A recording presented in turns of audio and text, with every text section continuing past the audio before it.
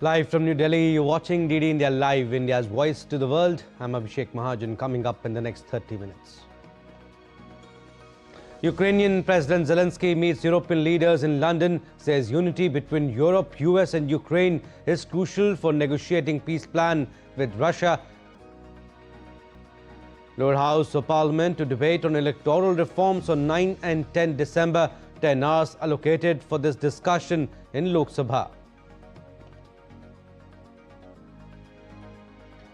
Civil Aviation Minister Naidu holds review meeting, vows strict action including curtailing of IndiGo routes. And strong India face shaky South Africa in first match of T20 series in Cuttack today. Shubman Gill and Hardik Pandya to return.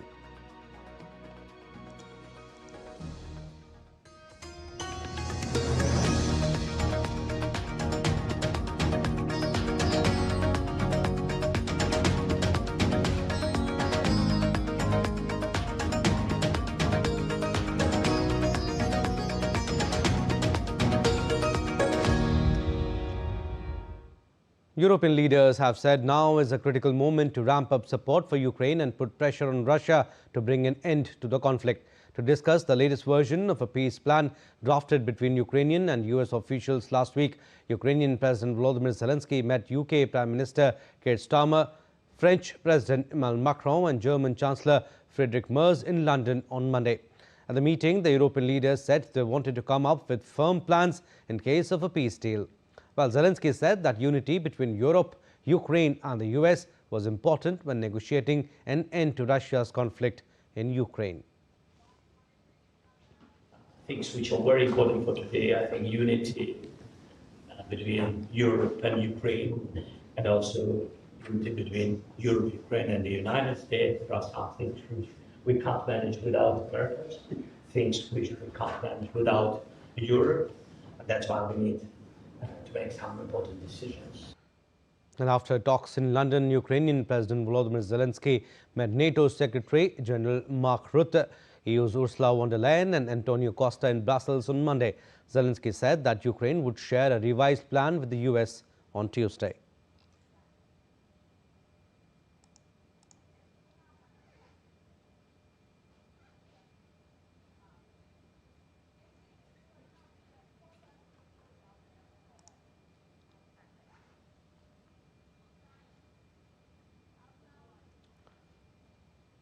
United States President Donald Trump will host Israeli Prime Minister Benjamin Netanyahu at the White House on December 29, according to an Israeli government spokesperson.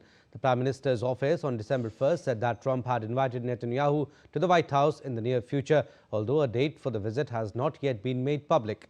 The announcement came a day after Netanyahu said he expected to discuss the second phase of the ceasefire in Gaza with Trump, as well as opportunities for peace in the region. Netanyahu said on Sunday that the second phase of a US plan to end the conflict in Gaza was close, but cautioned several key issues still needed to be resolved, including whether a multinational security force would be deployed. Netanyahu said that he would discuss with Trump how to bring an end to Hamas rule in Gaza. A ceasefire between Israel and Hamas is entering its second month, although both sides have repeatedly accused each other of violating the truce agreement. Congolese President Felix Tshisekedi said on Monday that neighboring Rwanda is violating its commitment just days after attending a ceremony in Washington to sign deals that aimed to end years of conflict. Tshisekedi made the accusations in a speech to lawmakers. There was no immediate response from Rwanda.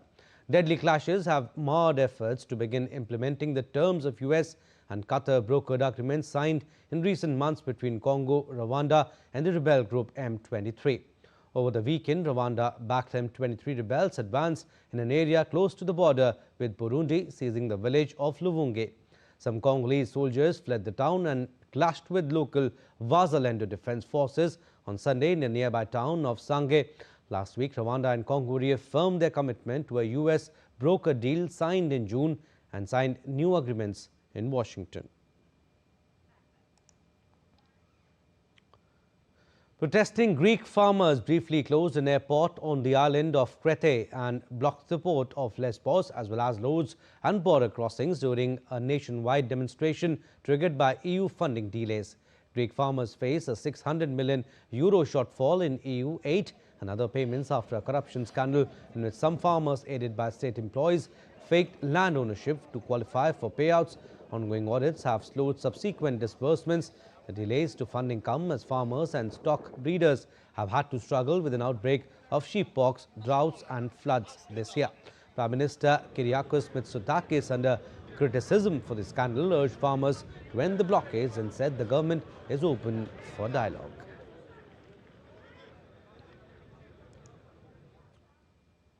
The U.S. Secretary of State Marco Rubio hosted the Australia-United States Ministerial Consultations called OSMIN at the State Department in Washington, D.C. Australian Deputy Prime Minister and Minister for Defence Richard Marles, Australian Foreign Minister Penny Wong as well as U.S. Defence Secretary Pete Hegseth discussed the recent agreement to develop critical mineral supply chains between the United States and Australia as well as ongoing military projects. U.S. President Donald Trump and Australian Prime Minister Anthony Albanese signed an agreement in October that will see up to $8.5 billion invested in projects to develop and refine metals vital to industries including defense, advanced manufacturing and the energy transition. And I know we've also signed a landmark critical mineral framework agreement. This is something we share in common, not just with Australia, but with many of our allies around the world, the desire to diversify supply chains, and the belief that in order for us to be able to do anything, whether it's defend our countries, defend our allies, or defend each other, but also to build our economies and to prosper as economies, we have to have critical mineral supplies and supply chains that are reliable and that are diverse and not overly invested in one place, where they could be used as leverage against us or our partners of the world. The United States is our principal ally and our principal strategic partner. And together we navigate volatility, we invest in each other, we invest in the region's security, and we boost each other's prosperity, whether that's through investment in critical minerals, critical technology, Australian superannuation, or of course AUKUS. Australia's approach to the alliance has always been to work to ensure it delivers concrete benefits for our security and prosperity and for that of the United States. Now, NASA's Johnny Kim and Russian cosmonauts Sergei Ryzhikov and Alexei are set to return home after 245 days aboard the ISS. The crew traveled nearly 104 million miles and orbited Earth thousands of times during their mission. With the hatch closed, they are now going through final procedures before their landing in Kazakhstan.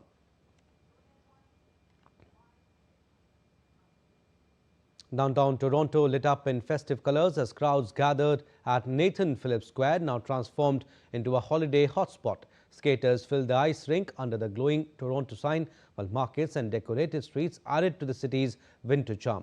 Visitors, posed by giant Christmas trees, walked through light tunnels and explored wreath-lined stalls across the square. Russia's Moscow Zoo has released new footage of two armored tiger cubs born in August at its rare species reproduction center located about 100 kilometers from the capital. The male and female cubs born to tigers Shiva and Amur Orion spent their first weeks in a closed shelter and have now begun exploring an open enclosure. The zoo says their birth is a valuable boost to the endangered Amur tiger population.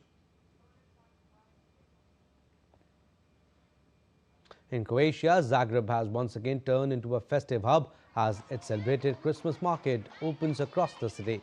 The Advent in Zagreb festival, named Europe's best Christmas market 3 years in a row, Zrinjevac Park becomes the evening highlight, lit with thousands of lights and lined with food stalls serving local favorites like sausages, cabbage rolls and rakija.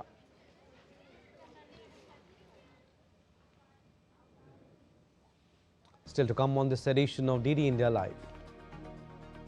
President Murmu will confer handicrafts awards today, acknowledging exemplary craftsmanship.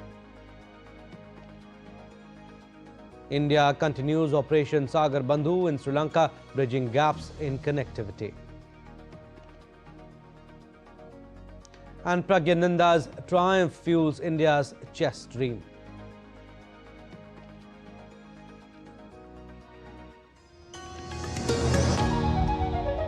Can the US launch a bombing campaign against Iran? The Philippines vessel suffered structural damage. The saga of child sexual abuse is the United States China's debt trap strategy. Truth is stranger than fiction. But sometimes hard to uncover.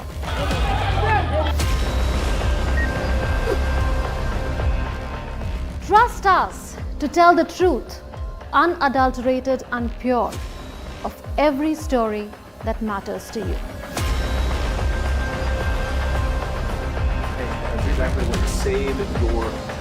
You read between the lines, cut the clutter, and connect the dots to get you the full picture.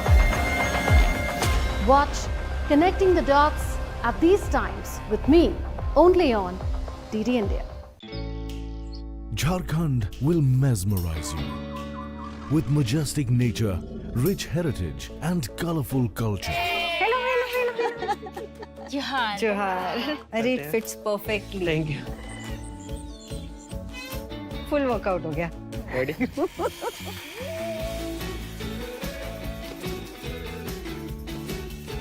Postcards from Jharkhand on National Geographic.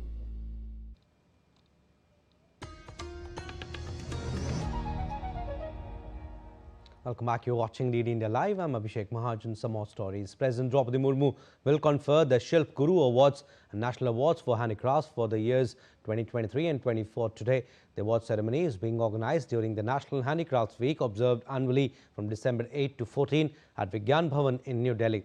The National Awards, established in 1965, acknowledge exemplary craftsmanship across diverse handicraft forms.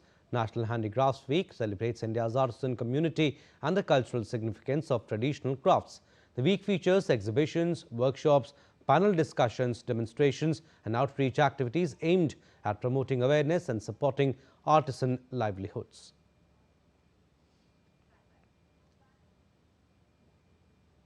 In Parliament history, politics and national identity converged on Monday. A special 10-hour debate to mark 150 years of the national song Vande Mataram was held in Lok Sabha, or the lower house. Prime Minister Modi led the debate with a nearly hour-long address invoking both the legacy of the song and its contested political journey. The discussion saw spirited participation from both the Treasury benches and the opposition. Today, the discussion on the national song will take place in Rajya Sabha, that is the upper house. Our correspondent brings you this detailed report. आज हम सदन में हमारे राष्ट्रीय गीत वंदे मातरम की 150 वर्ष की यात्रा का स्मरण कर रहे हैं.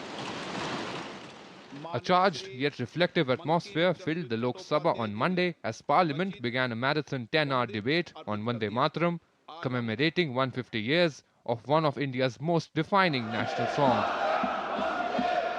Prime Minister Narendra Modi opened the discussion, calling the song the heartbeat of India's freedom movement. Vande Mataram की इस यात्रा की शुरुआत बंकिम चंद्र जी ने 1875 में की थी और गीत ऐसे समय लिखा गया था जब 1857 के स्वातंत्र संग्राम के बाद अंग्रेज सल्तनत बौखलाई हुई थी, भारत पर भांति भांति के दबाव डाल रही थी, भांति भांति के जुल्म कर रही थी और भारत के लोगों को मजबूर किया जा रहा था अंग्रेजों के द्वारा। और उस समय उनका जो राष्ट्रीय गीत था, गॉड सेव द क्वीन, इसको भारत में घर घर पहुंचाने का एक षड्यंत्र चल रहा था। ऐसे समय बंकिम दा ने चुनौती दी और ईंट का जवाब पत्थर से दिया और उसमें से वंदे मातरम का जन्म हुआ। Prime Minister also referenced lesser-known episodes, including debates within the Congress in 1937 when certain stanzas of the song were removed. देश का दुर्भाग्य कि 26 अक्टूबर को कांग्रेस ने वंदे मातरम पर समझौता कर लिया।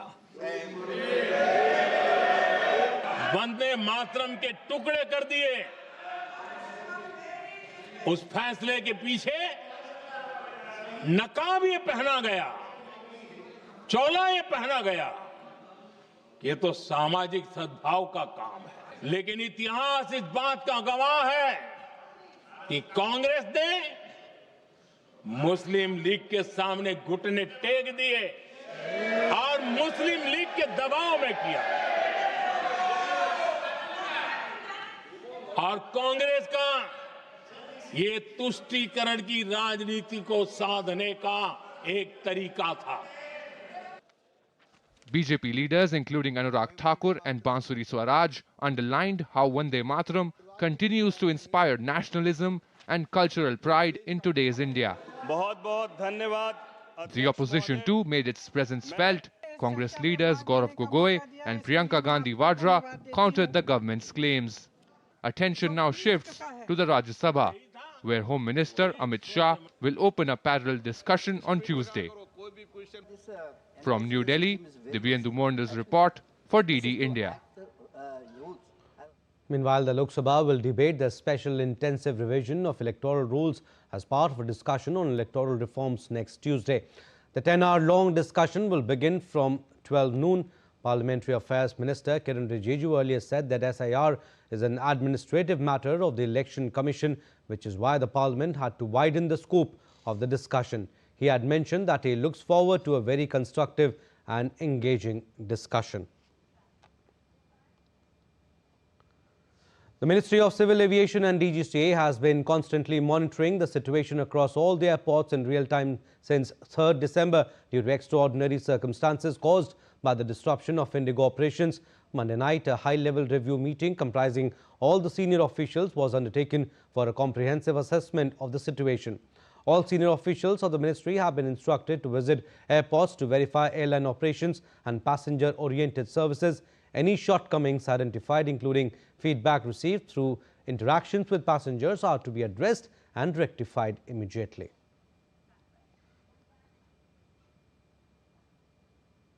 Meanwhile, Civil Aviation Secretary Samir Kumar Sinha said the government worked actively to address passengers' concerns in the wake of the disruption caused by the recent IndiGo operational crisis, and 100% refunds for PNR cancellations have apparently been completed. Sinha added that things are almost back to normal after the IndiGo crisis.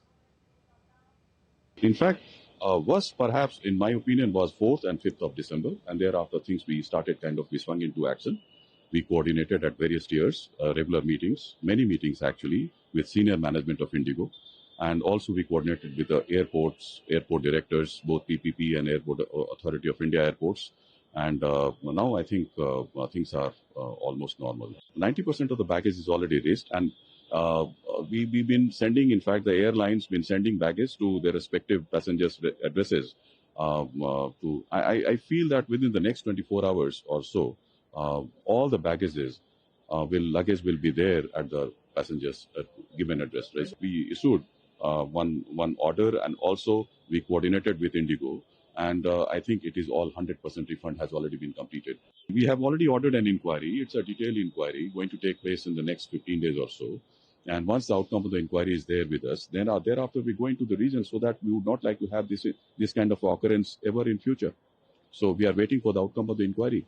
In the meanwhile, senior management of the IndiGo Airlines, they have also been so-caused.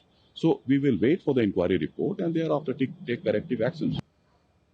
India continues relentless relief and rescue efforts under the ongoing Operation Sagar Bandhu in Sri Lanka. Indian Army's Engineering Task Force is working alongside Sri Lankan authorities to restore connectivity along the main road arteries of the island in the wake of devastation caused by Cyclone Ditwa. Work to remove the damaged structures and construct a Bailey Bridge in Kilinoshi on A35 is progressing. Bailey Bridge units were airlifted to Sri Lanka on Indian Air Force's C-17 aircraft to help restore connectivity. Saving lives on the ground, the fully operational Indian Field Hospital Mahi Yanganaya near Kandy is delivering life-saving treatment to flood-affected communities. Equipped for trauma care, surgeries, ambulance support and critical medical services, the facility ensures urgent healthcare reaches where it matters the most.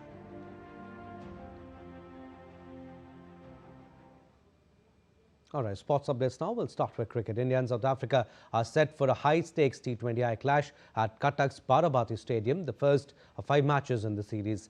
The men in blue enter with formidable momentum, having won all 6 bilateral series since their 2024 T20 World Cup triumph. Shubman Gill and Hardik Pandya returned from injury, while Abhishek Sharma's explosive form has firepower at the top. Jasprit Bumrah's comeback further strengthens India's bowling attack, though concerns remain over Suryakumar Yadav's lean run.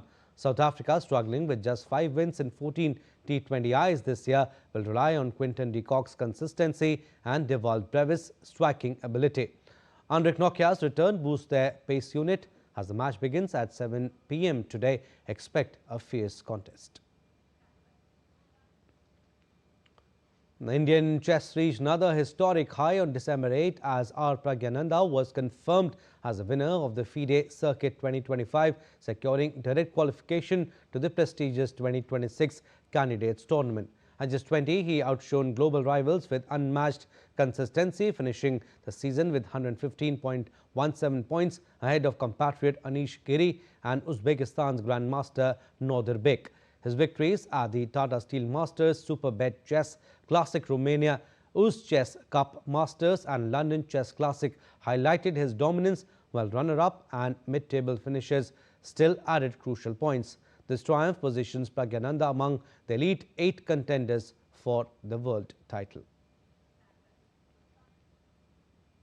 Well, that's all we have in this edition of DD India Live, but do let us know your thoughts on the news of the day. For those on the go, you can get all the latest news and updates from India and across the world on DD India mobile app. The app is available on both Android and iOS platforms. Scan the QR code on the screen to download now. And we'll be back with more news as it breaks here on DD India. I'm Abhishek Mahajan. From all of us here in Delhi, thanks for watching DD India Live.